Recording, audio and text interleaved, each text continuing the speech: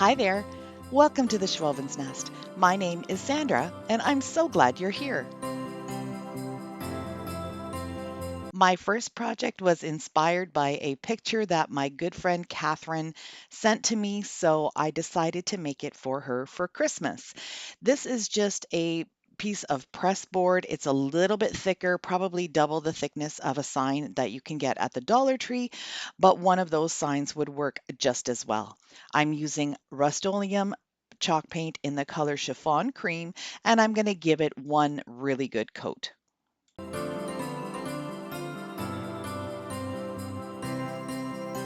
I wanted to make a frame around the sign, so I grabbed a piece of pallet wood and using my table saw outside in my garage, I cut it down to the sizes I would need. Each of these wood pieces is about 1¼ inch in width, and the smaller pieces I'm going to be putting on the inside. What I'm doing here is creating a burnt umber stain. I've been using this a lot in my projects lately, so I thought I would just create a little bottle full of it so I wouldn't have to make it up each time I want to use it. So I'm using about a half and half mixture of paint to water, and I'm just going to shake it up in the jar, and then I'll have this for future use. I'm going to give all of the pieces one good coat. Where the cut marks are here, I had to do a couple of coats just so I could get the same depth of color.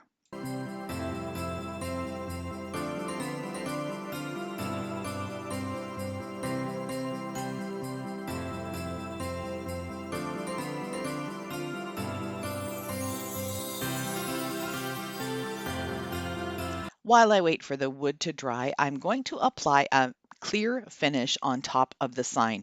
My favorite brand is the Rust-Oleum 2x matte clear.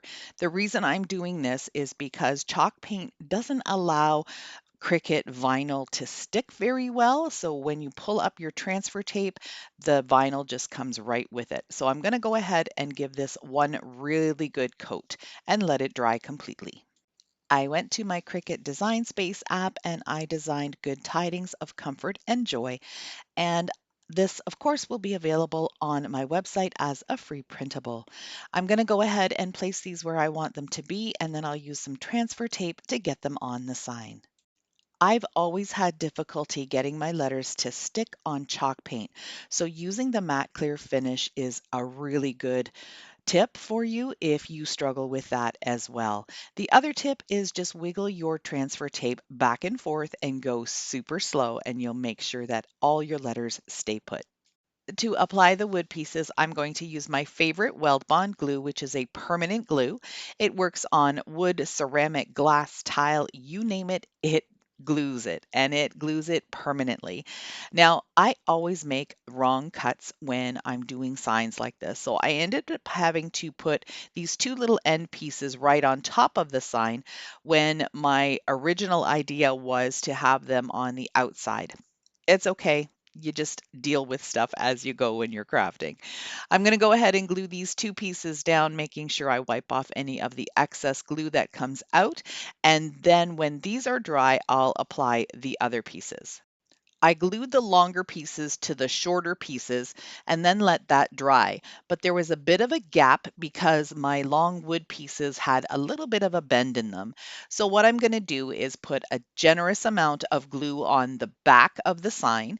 You can see the bit of the gap there. And then I'm going to use my clamps to hold it in place and let it dry overnight. I was so excited to give this sign to my friend Catherine that I completely forgot to take proper pictures of it. But I think you get the idea. Here it is in all of its glory. I really love how this one turned out. Today's video is part of the great DIY gift ideas that I am co-hosting with my sweet friend Jamie from Simple Roots, Simple Living. We have 4 amazing creators joining us today, so make sure you click the link in my description box to head on over to the next channel, and then they'll have another link in their description box. And once you get back around to me, you know that you've hit everyone's videos. Make sure you like, comment, and of course, subscribe to all of their channels.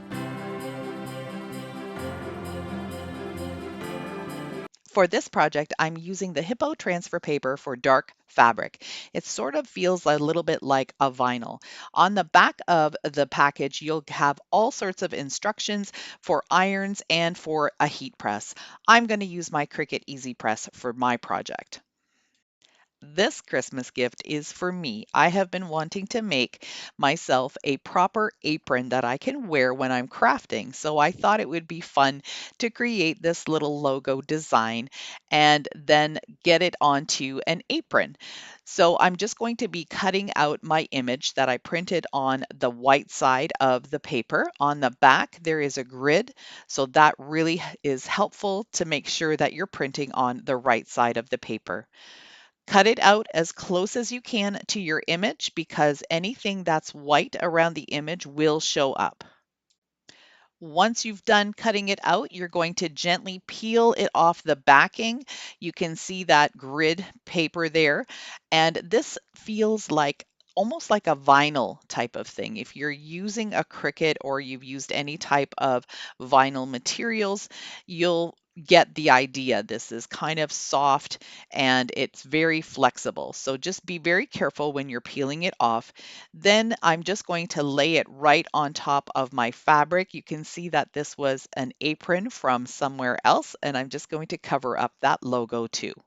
In the package with the paper, you also get a piece of grease-proof paper, which is a heat-resistant paper that you put on top of your design, and then you can go ahead and iron it, or as I'm using my Easy Press, I put it on 330 degrees with some light pressure, and I leave it on for about 15 seconds.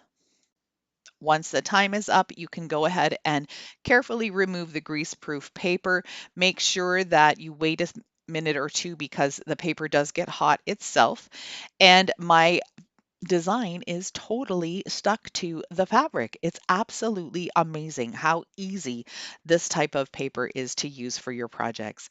I have a couple more little guys that I'm going to put on the pockets of my apron just to show the types of tools that I use when I'm crafting, and this project is totally complete. I think it took me all together maybe 15 minutes to do all of this project. If you're interested in trying out any of the Hiipoo products, I have all of their links down in my description box. They're inexpensive ways to create custom decor and gifts, so make sure you check them out and get some for your own. They're super easy to use.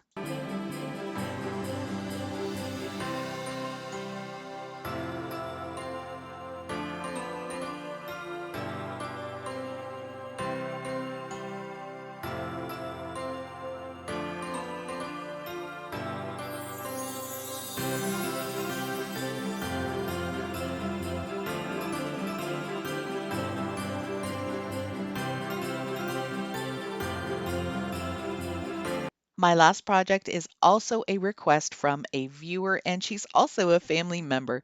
Sheila is my niece, and I wanted to create this for her. She needed something on top of her French doors, and when she saw this sign, she fell in love. So I'm going to go ahead and recreate it for her for Christmas. My apologies for the bad lighting, but I was working in my living room and the lights are really high on the ceiling. I should have brought another light down.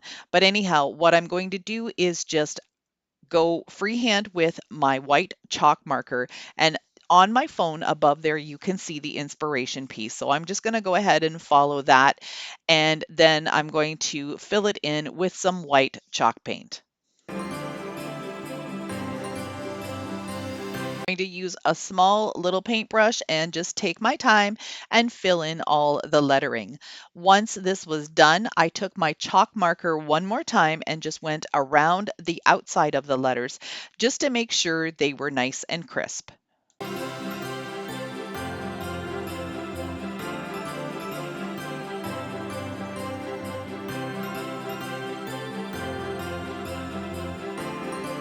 I'm going to be making the little boxwood wreath that comes with it, and this is just some floral wire that I got at my dollar store.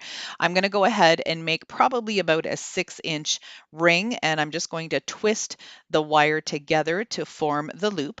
Then I'm going to take some green pipe cleaners or chenille stems, and I'm just going to cover up the wire. This is going to give me somewhere to glue my stems onto, and it's also going to make it not scratch the sign when it's hung up.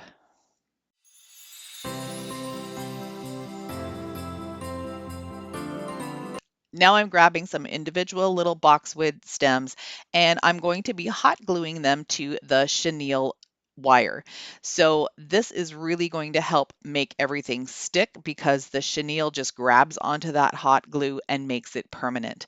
I'm going to continue this process going all the way around the circle, making sure that all of my stems are going in the same direction. Once this part is complete, I'm going to go ahead and take more of these little stems.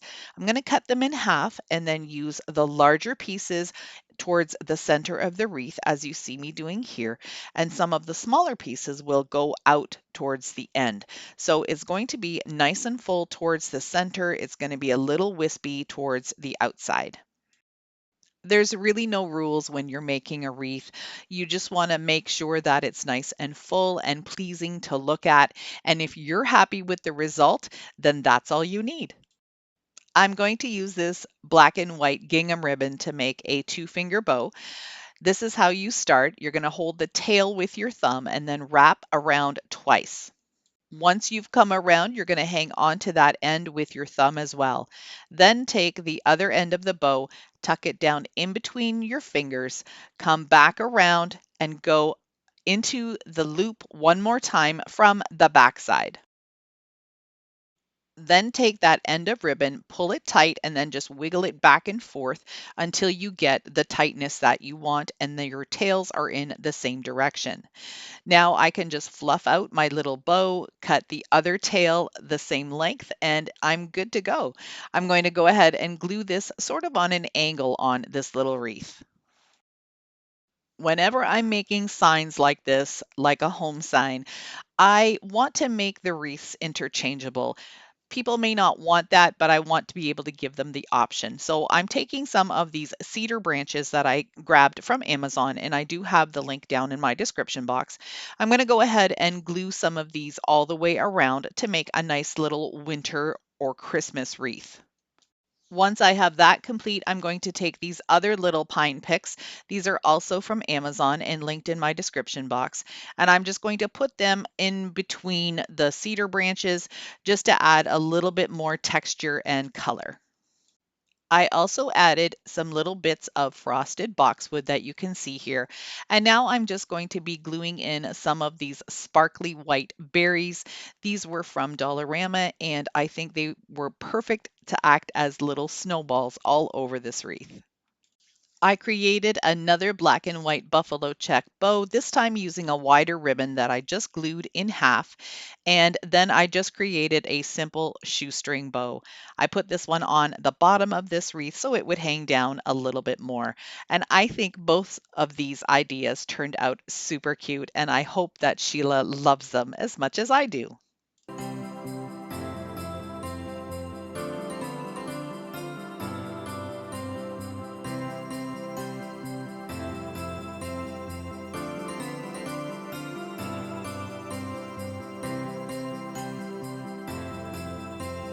I hope you enjoyed these projects today, and if you did, I would love it if you could give me a thumbs up.